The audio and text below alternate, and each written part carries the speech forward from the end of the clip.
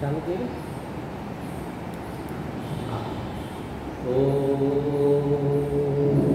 हरि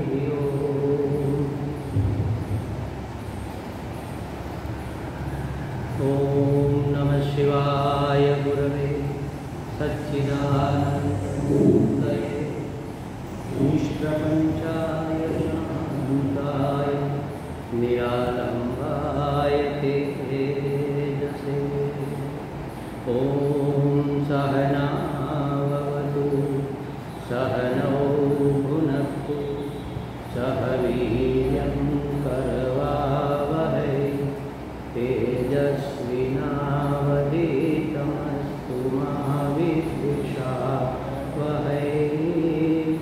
ॐ शान्ति शान्ति शान्तिः। ॐ नमो ब्रह्मादिभ्यो ब्रह्मविद्यासम्प्रदायकर्तृभ्यो वंशर्षिभ्यो महद्भ्यो नमो गुरुभ्यः। सर्वोपप्लवरहितः प्रज्ञानघनः प्रत्यगर्थो ब्रह्मैवाहमस्मि ब्रह्मैवाहमस्मि। ॐ ईश्वरो गुरुरात्मेति मूर्तिभेदविभागिने व्योमवद्व्याप्तदेहाय दक्षिणामूर्तये नमः। ॐ शान्ति शान्ति शान्तिः। हरिः ओम श्री गुरुभ्यो नमः। हरिः ओम। पहले 5 मंत्रों का पाठ करेंगे, फिर इसको समझने का प्रयास करेंगे। अथ आश्वलायनः, साथ बोलिए। अथ आश्वलायनः भगवन्तं परमेष्ठिनम् उपसमेत्य उवाच अदीहि भगवो ब्रह्मवीर्यां वरिष्ठां सदा सद्भिसेव्यमानां निगूढां यया चिरात् सर्वपापं व्यपोह्य परात् परं पुरुषं याति विद्वान् तस्मै सहोवाच पितामहश्च श्रद्धा भक्ति ध्यानयोगादवैः न कर्मणा न प्रजया धनेन त्यागेनैके अमृतत्वमानशुः हीननाकं नीतं गुहायां विभ्राजते यद्यतयो विशन्ति वेदान्तविज्ञानसुनिश्चितार्थाः संन्यासयोगाद्यतयः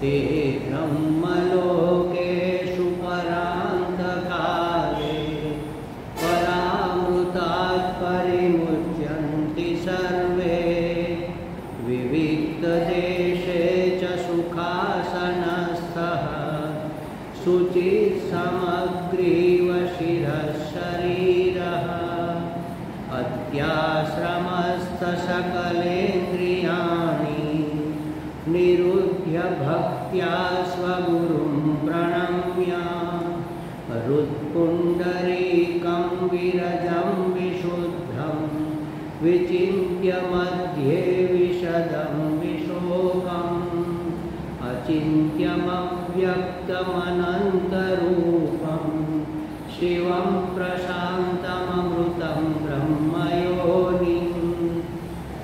तथादिमध्यान्तविहीनमेकं विभूतिदानन्दरूपमद्भुतं इसमें विभू लिखा है या विभूम, विभूम ऊपर बिंदी है।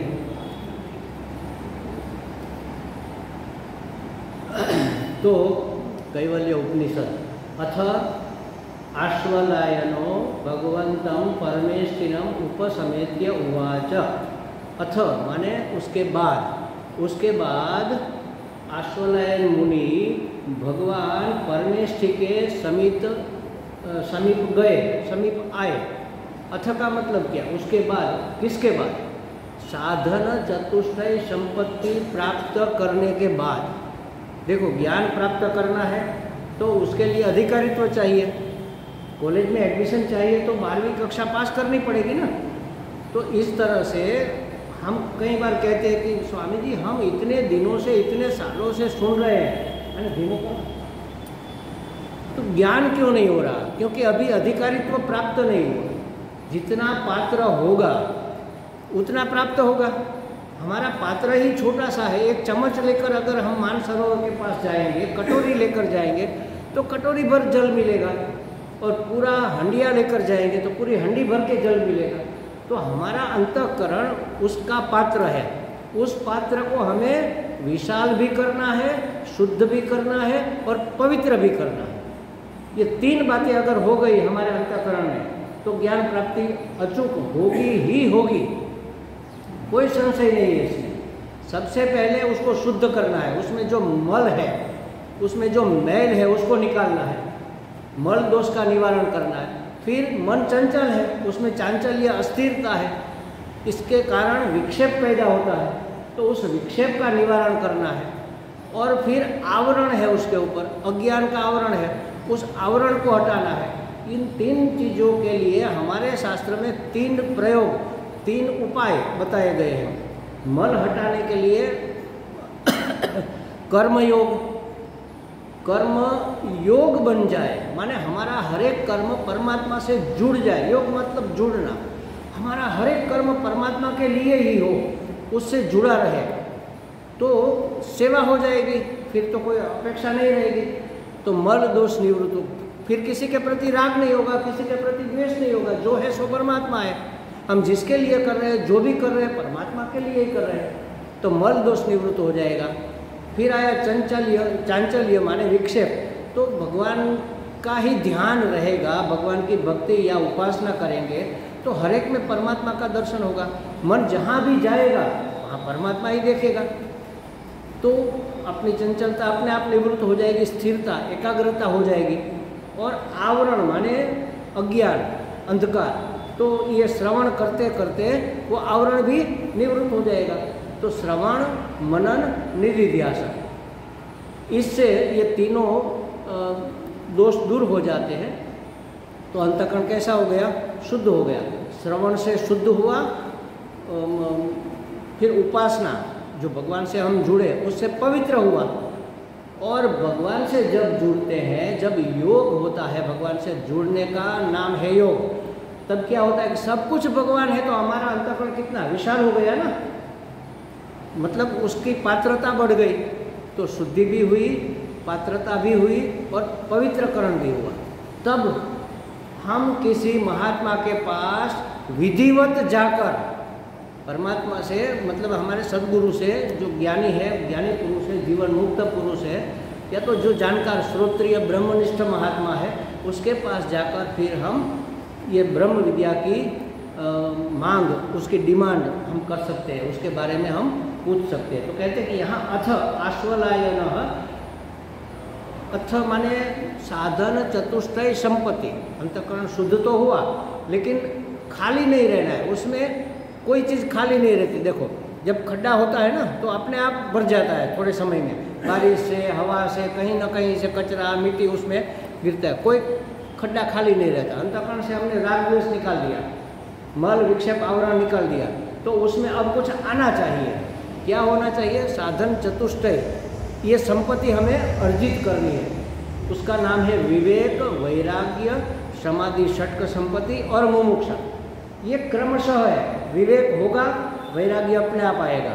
विवेक माने सत्य मिथ्या का विवेक, अच्छा, सत्य मिथ्या का विवेक करेंगे, ये मिथ्या है, ये सत्य है, नित्य है, अनित्य है, तो हमारी रुचि तो नहीं होगी। विवेक तो होगा लेकिन उसमें रुचि भी होनी चाहिए ना।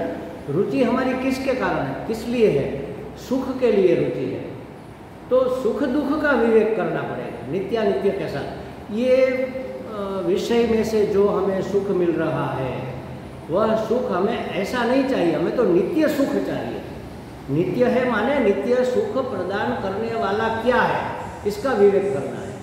सिर्फ नित्यानित्य विवेक, नित्य अनित्य इतना ही नहीं, ये नित्य है और ये अनित्य है, इससे कुछ होने वाला नहीं। नित्य है तो हमें वह नित्य सुख दे सकता है, हमें तो सुख चाहिए ना, हमारे दुख का निवारण चाहिए। नित्य है तो क्या फर्क पड़ा हमें?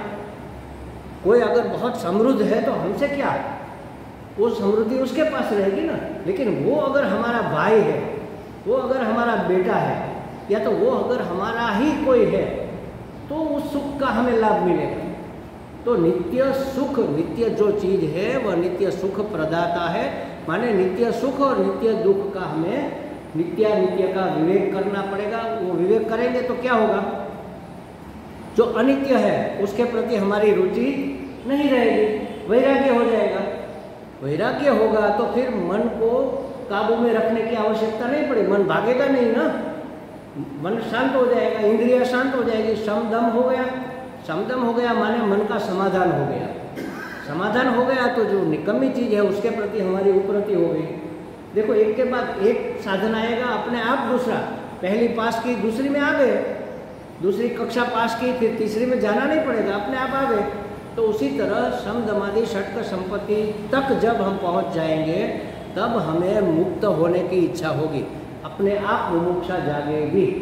हमारे अंदर मुमुक्षा नहीं जगी है, लगता है जग गई, वो आभास मात्र है, हमें मुक्त होना है।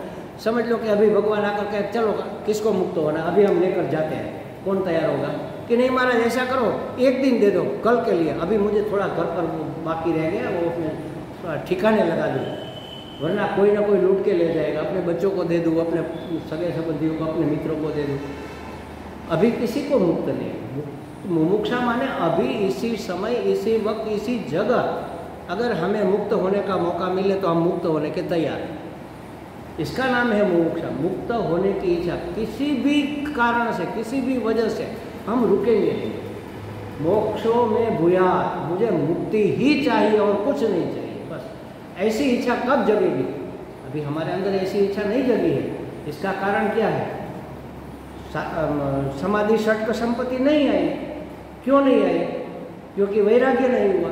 वैराग्य क्यों नहीं हुआ? ठीक से विवेक ही नहीं किया ना। खाटले मोटी खोट है। पहले तो विवेक होना चाहिए कि वास्तव में सत्य क्या है और मिथ्या क्या है, नित्य क्या है और अनित्य क्या है, क्या भ्रम है और क्या वास्तविकता है। इसका अगर विवेक हो जाए, कौन हमारे काम की चीज़ है, कौन हमारे काम की चीज़ नहीं है। व्यवहार सत्ता में तो हम विवेक करते हैं, जाते हैं, दो रास्ते आ गए तो किधर जाना है, विवेक करेंगे कि ये रास्ता सही है, उस तरफ जाएंगे। लेकिन ये सुंदर दिख रहा है, सुंदर है, लेकिन हमारे लक्ष्य तक पहुंचाएगा नहीं, ये हमारे लक्ष्य की ओर ले जाता है। तो हम विवेक करते हैं, हर कदम पर विवेक करते हैं। चलो रोटी खाए या ब्रेड खाए, नहीं ब्रेड नहीं खानी चाहिए, वो तो मैदे की होती है, रोटी खाएंगे। विवेक करते हैं ना, हर घड़ी कभी कभार खा लेते हैं अविवेक करके भी। तो हमारा वहाँ पर भी, व्यवहार सत्ता में भी विवेक दृढ़ थोड़ी है। हमें पता है विवेक क्या है, लेकिन हम दृढ़ता पूर्वक कर नहीं पाए। विवेक नहीं हुआ तो वैराग्य नहीं होगा।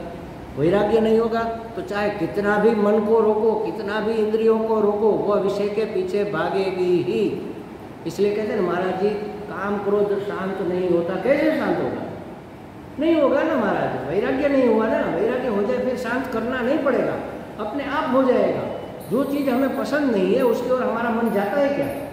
और पसंद कब नहीं होगी? कि वो सुखद नहीं है, वह दुखद है, तो उसकी ओर हमारा ध्यान नहीं जाएगा।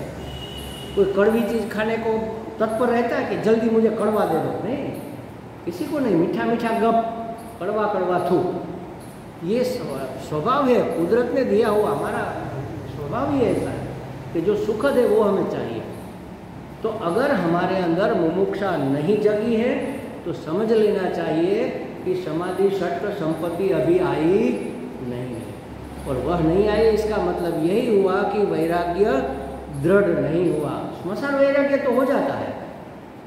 कोई दुख आता है, कोई तकलीफ होती है, अरे क्या लेकर जाना है, क्या लेकर आए, एक दिन सबको जाना है, भाई थोड़ा शांति धीरज रखो, वो जो चला गया वो वापस आने वाला है नहीं, लेकिन हमें तो व्यवहार सत्ता में रहना है, व्यवहार चलाना है। बच्चों की ओर देखो, माने कि अपनी ममता को बटोरो और फिर से फंस जाओ, लेकिन ये शब्द स्पष्ट नहीं होता हमारे दिमाग में।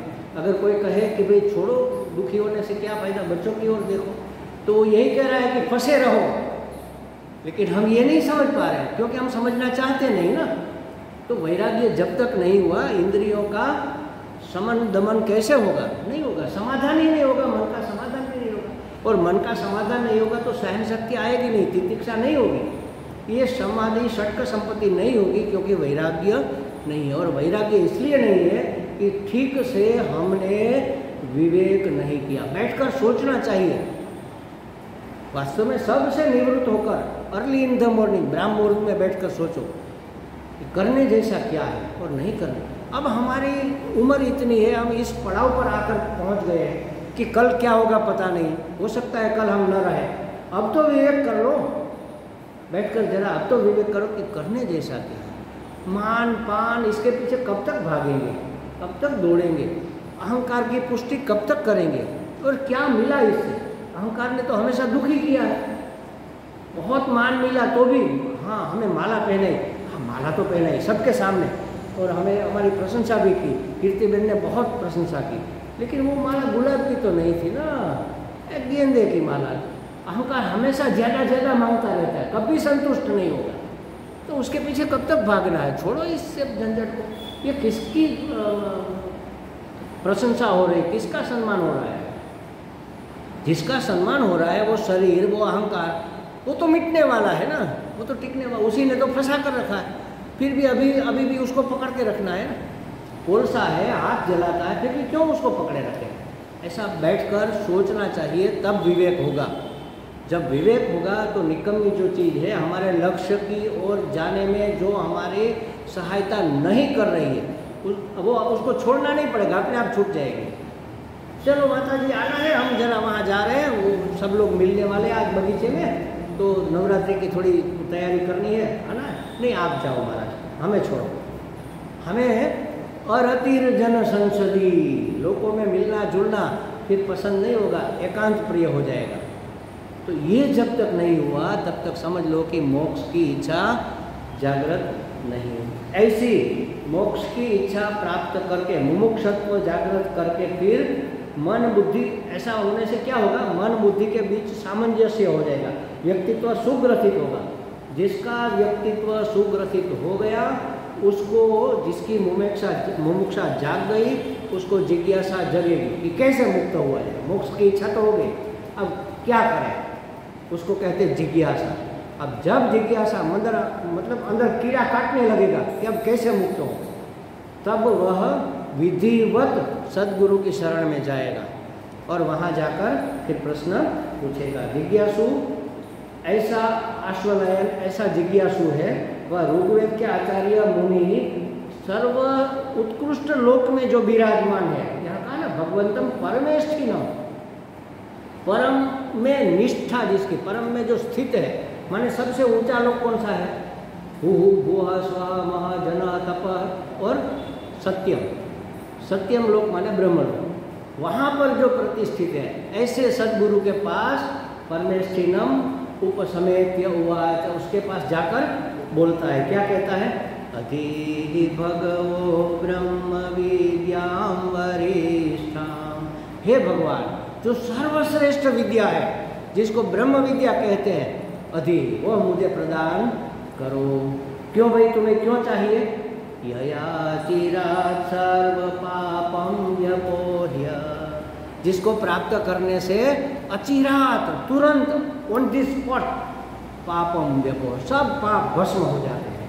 हमारे जीवन में तो कितने पाप, कितनी मिस्टेक, कितनी भूलें हमने की है, वो सब एक साथ जलकर भस्म, इसको प्राप्त करने से। तो ऐसी उत्कृष्ट विद्या तो हमें चाहिए। तो कैसे पता चला आपको? कहाँ देखा आपने? तो कहता है कि परात् परम पुरुषम याति विद्वान। जो महापुरुष है उन्होंने ये पर से भी पर विद्या को प्राप्त किया। पर माने माया, माया से भी जो पर है, परात् पर, परात् पर से भी पर, माया से भी पर। माया से भी ऊपर कौन है? मायापति। उसका जो स्वामी है उसके ऊपर होगा ना। माया जिसका नाम है उसका स्वामी जो है उसको मायापति कहते हैं। मायापति माने ईश्वर। तो जो ईश्वर को प्राप्त कराती है, ऐसा विद्वानों ने कहा कि जो ईश्वर को प्राप्त कराती है ऐसी विद्या हमें प्रदान करो, क्योंकि इससे हमारे सभी पाप नष्ट हो जाएंगे और हम मुक्त हो जाएंगे। हमें बंधन नहीं। कहाँ पर बंधन है? कहाँ पर रस्सी से हम बंधे हुए हैं? बाहर कोई बंधन नहीं है, अंदर का बंधन है। अपनी वासना के वश होकर हम जो नहीं करना है वो कर बैठते हैं। अरे हमें गुस्सा नहीं करना चाहिए था, हमसे गुस्सा हो गया। अरे हमें लोभ नहीं करना चाहिए था, लेकिन हमें लोभ लग गया और हमने ये ले लिया, बड़ा गलत किया। उसका अपमान कर दिया, बड़ा गलत किया। तो परवस्था जो है ना, अंतर की परवस्था, बाहर की भी परवस्था, जो करना है वो कर नहीं सकते, जो चाहिए वो मिलता नहीं, जो मिलता है वो चाहिए नहीं। तो इन सब से मुक्ति का नाम है बंधन से मुक्ति। ये सब बंधन है। तो कहते हैं कि हे भगवान, मुझे वह परात् पर विद्या की प्राप्ति कराओ। वह कैसी है? अत्यंत गूढ़ है।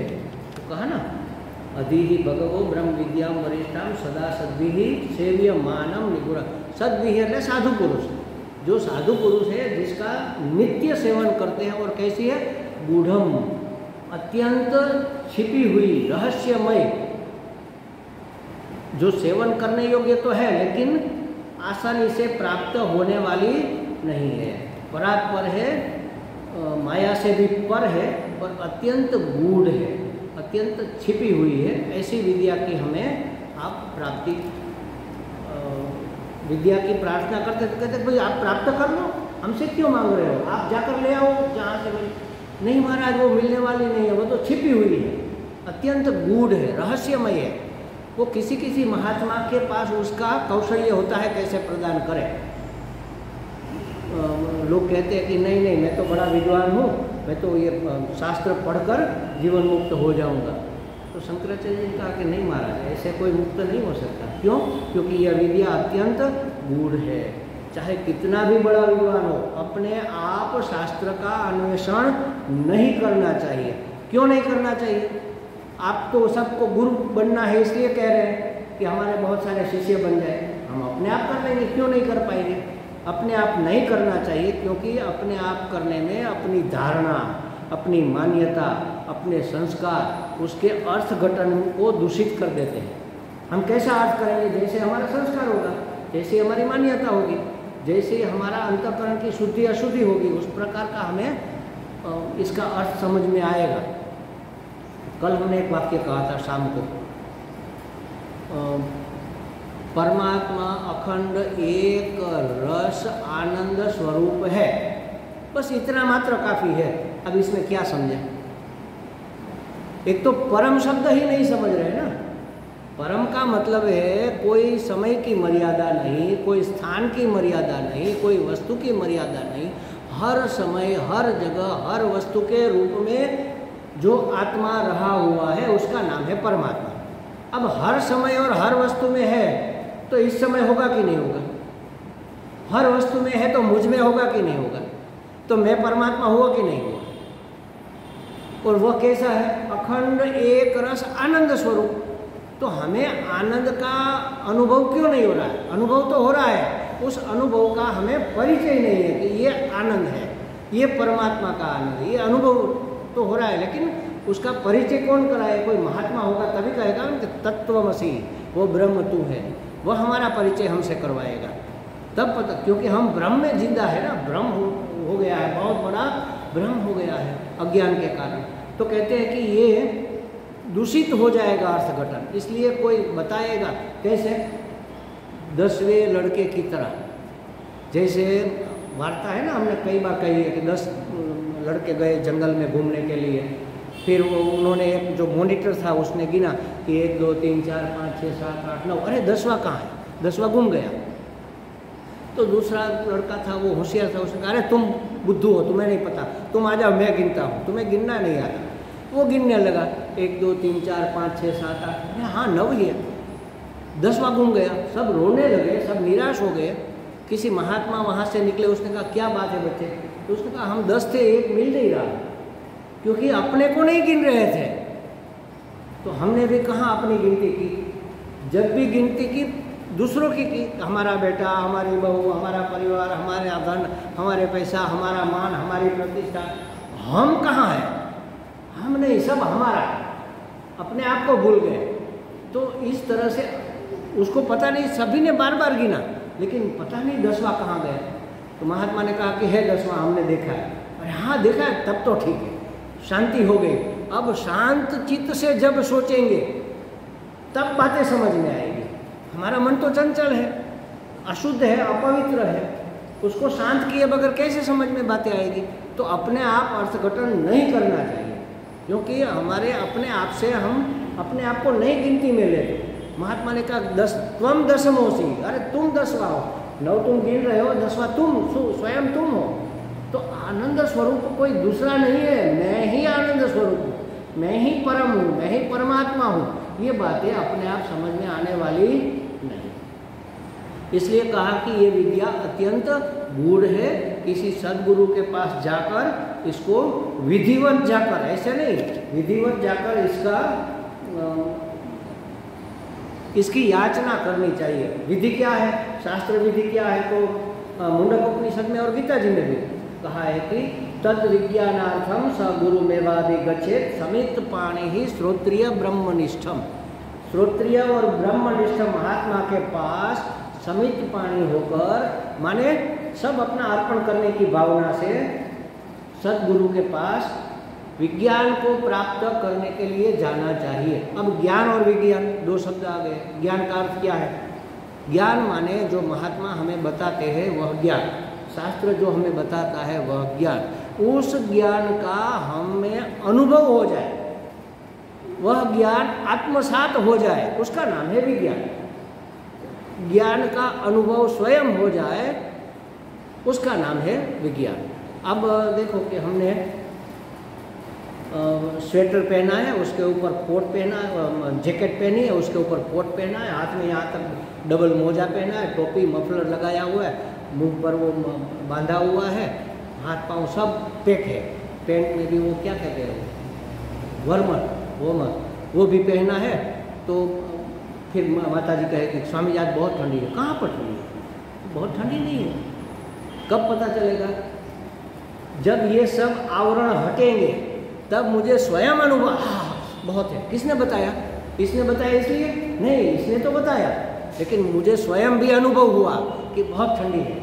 तो जो बताता है, शास्त्र बताते हैं, सद्गुरु बताते हैं, हमारे आसपास के जो विद्वान लोग महापुरुष बताते हैं, संत लोग बताते हैं, वो है ज्ञान, वो है परोक्ष ज्ञान। इसको कहते हैं परोक्ष ज्ञान।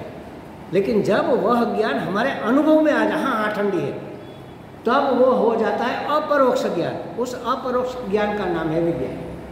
अब अग्नि जलाता है, छोटा बच्चा है, दीपक जल रहा है भगवान का, माता जी का गरबा अभी जल रहा है ना, उसमें से किरणें निकल रही है, वो तो उसको अटैक करेगा, उसको खींचेगा अपनी ओर, आकर्षित करेगा, वो जाएगा पकड़ने के लिए। माँ कहती नहीं पकड़ो, वो मानेगा क्या? वो बार बार जाएगा। और अगर एक बार गलती से छू गया, फिर कभी उसके पास नहीं, क्योंकि अपरोक्ष अनुभव हो गया कि ये जलाता है। माँ चाहे कितना भी कहे कि नहीं, हाँ नहीं जाना। अब दूसरी बार वो आग नहीं दिख रही है, वो जो चम्मच है वो गर्म है एकदम, वो पकड़ने जा रहा है, आग नहीं दिख रहा है, लेकिन माँ के हाँ, तो वो समझ जाएगा वहाँ का मतलब क्या। वो जो दीपक ने जलाया था, ऐसे ये चम्मच भी जलाने वाला है। क्यों? उसका अपरोक्ष अनुभव है, बस उसका नाम है। तो गुरु मेवा भी गच्छेत, गुरु के पास जाना चाहिए। गुरु कैसा होना चाहिए? श्रोत्रिय ब्रह्मनिष्ठ, जो स्वयं समझता हो और स्वयं समझाने की सामर्थ्य रखता हो, ऐसा, जिसने शास्त्र का परंपरा के अनुसार अभ्यास किया है और जो अभ्यास हमें करा सकता है, सरल शब्दों में समझा सकता है, ऐसे गुरु के पास जाना चाहिए। और जाकर क्या कहे, तद विधि प्रणिपाते न परिप्रश्ने न सेवया, गीता जी में कहा। वहाँ जाकर सबसे पहले तो प्रणाम करो। भाई प्रणाम क्यों करें, हम किसी को क्यों प्रणाम करें? इसलिए कि तुम अपनी नम्रता दिखा रहे हो कि हम आपके शरणागत हैं, आप जो कहोगे हम मानेंगे। फिर उसकी सेवा करो। सेवा क्यों करें? क्योंकि उसको लगे, उसको प्रसन्नता हो कि नहीं ये अच्छा विद्यार्थी है, कितनी सेवा करता है, बड़ा भला आदमी है। फिर जब वह प्रसन्न हो जाए तब उसको पूछो परिप्रश्न, इस विषय में प्रश्न पूछो, सांसारिक प्रश्न नहीं। महाराज ये हमारी दुकान चल रही है तो उसके लिए क्या करें, हमारा बिजनेस चले, हमारे बेटे को बेटा नहीं हो रहा उसके लिए क्या करें, ये नहीं पूछना। परितः प्रश्न, जो अच्छे से हमारी मुक्ति का साधन हो ऐसा प्रश्न पूछो, तब वह हमें ज्ञान प्रदान करेगा। तो इस प्रकार आश्वलायन ऋषि ब्रह्मा जी के पास जाकर कहते हैं अधिहि भगवो ब्रह्म विद्याम वरिष्ठाम, जो सर्वश्रेष्ठ ब्रह्म विद्या है वह मुझे प्रदान करो। क्यों? क्योंकि तत्काल पाप से मुक्त करने वाली विद्या है। तो आप अपने आप प्राप्त कर लो, नहीं हो सकती क्योंकि निगूढ़ है, अत्यंत गूढ़ है। निगूढ़ माने नितराम गूढ़, अत्यंत गूढ़, हमेशा के लिए। खुली कर दो तो भी खुला नहीं होगी ऐसी विद्या। बोल रहे ना अगर गूढ़ है तो यहाँ पर तो प्रवचन हो रहा है, अब कहाँ छुपी रह गई, फिर भी नहीं पकड़ पाओगे, इतनी छुपी है। क्योंकि अपना अंतःकरण जब तक शुद्ध नहीं होगा तब तक शुद्धि नहीं, पकड़ में नहीं आएगी, ऐसी गूढ़ है। खुली होते हुए भी बाजार में एक टुकड़ा पड़ा है कांच का, सब उसके ऊपर पाँव रखकर कोई ठोकर मारकर चला जाता है, पता नहीं क्या है, ये है कोई कांच का चिरोड़ी आती है ना, वैसा कोई टुकड़ा पड़ा है चमक रहा है। लेकिन जब जौहरी वहाँ से निकलता है, अरे ये तो हीरा है, क्योंकि उसके पास दृष्टि है देखने की, समझ है, वो ले लेता। अरे ये तो लाखों का हीरा है, अरे आज तक कितने लोगों ने इसके ऊपर पाँव रखे, कितनों ने ठोकर मार दी। खुले में पड़ा था ना, कहाँ छुपा हुआ था? छुपा नहीं होते हुए भी छुपा था, क्योंकि पहचान जब तक नहीं है तब तक तो बातें छुपी रहेगी। तो ये विद्या ऐसी है, हमने जान लिया अहम ब्रह्मास्मि, कौन ब्रह्म हो गया? नहीं हुआ ना। वो हीरे जैसी चीज़ है, उसके लिए अधिकारित्व चाहिए, उसके लिए दृष्टि चाहिए, उसके लिए हमारे अंदर कुछ अधिकार चाहिए उसकी पहचान करने के लिए। सद्गुरु क्या करता है? हमें पहचान कराता है कि तुम कैसे हो, कौन हो, कहाँ हो, क्यों हो, ये सब पहचान कराता है, कुछ लेकर हमें दे नहीं देता। और पहचान के लिए भी वह रास्ता दिखाता है, चलना तो हमें ही पड़ता है। तो इसने पूछा, तस्मै स होवाच पितामहस्य, पूछा तो पितामह, पितामह माने हमारे पिताओं के पिता ब्रह्मा जी, ब्रह्मा जी के ही सब पुत्र है, ब्रह्मा जी ने सृष्टि रचना की। तो पितामह तस्मै होवाच, वह बोले, हाँ माने निश्चित बोले ही। हम पूछेंगे और जवाब मिलेगा ऐसी कोई आवश्यकता थोड़ी है। महात्मा हमें बताए, जरूरी नहीं है कि हमें बताएंगे,